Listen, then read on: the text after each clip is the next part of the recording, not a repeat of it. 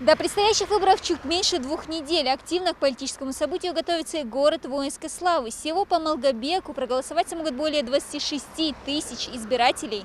700 своих избирателей ждут и на участке номер 411 имени Шахангирея Маскурова. Отдать свой голос планирует и Алаудин Сычоев. Причем не только он, но члены всей семьи. Мужчина не сомневается, что от выбора народа зависит благополучие республики и страны в целом.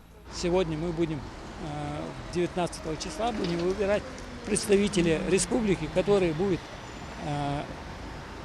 защищать наши интересы на государственном уровне. Ну, это за кого проголосует, дело каждого.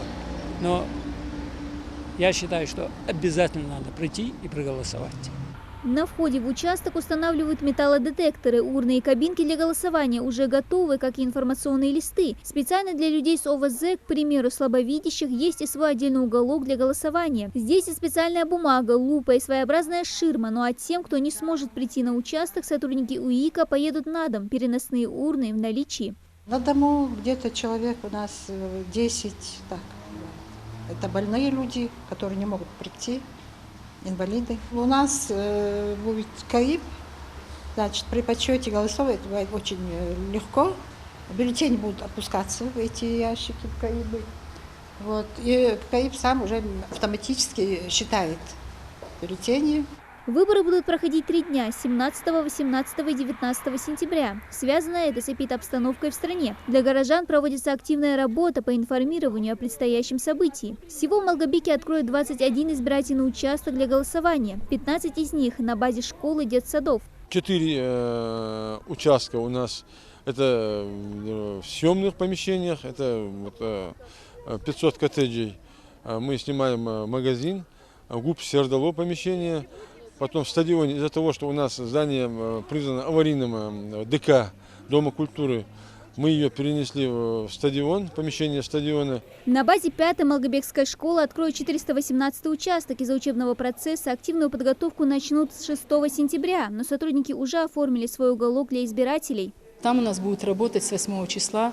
Наша избирательная комиссия будет дежурство распределять, график я составлю.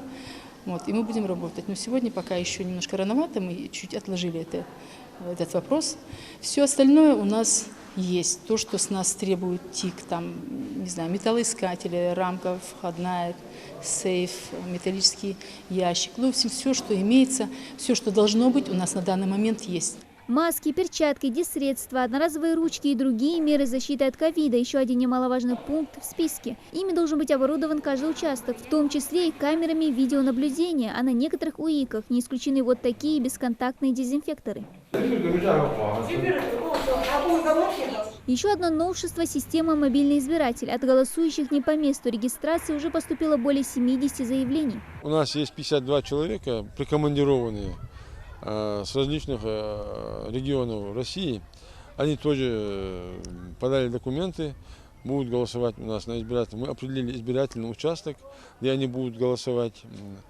Также обращаются сотрудники РОВД, налоговой службы, судебные приставы. В дни выборов по региону свои двери распахнут 137 избирательных участков, и на каждом создадут все условия для избирателей. Жителям нужно лишь прийти и отдать свой голос за выбранного кандидата. Мы не говорим, что кто-то голосовал за кого-то.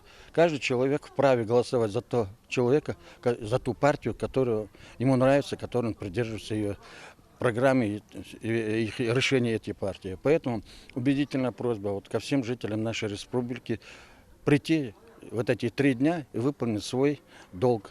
Долг гражданина нашей республики, гражданина Российской Федерации. Ну а пока сотрудники комиссии также проходят онлайн-семинары. Их протестирует Российский центр обучения избирательных технологий. Участники получат сертификаты о повышении квалификации. Дана Плиева, Магомед Белакиев, Новости 24.